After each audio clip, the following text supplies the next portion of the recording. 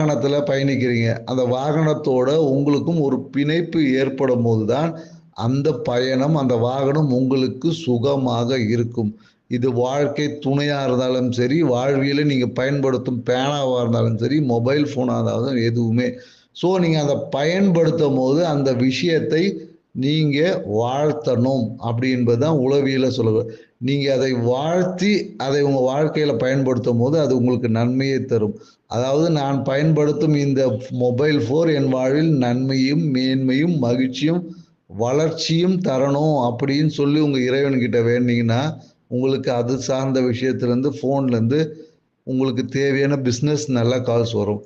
அதேபோல உங்க வாகனத்தை நீங்க பயன்படுத்துங்க. உங்க வாகனத்தை இறைவன் பெயரை சொல்லி நீங்க இறைவன் எந்த இறைவனா வேணா உங்களுடைய இஷ்ட தெய்வமா இருந்தா குலதெய்வத்தை நினைத்து, இந்த வாகனத்தின் மூலமாக எனக்கு நன்மையும், மேன்மையும், மகிழ்ச்சியும், வளர்ச்சியும் தரணும்.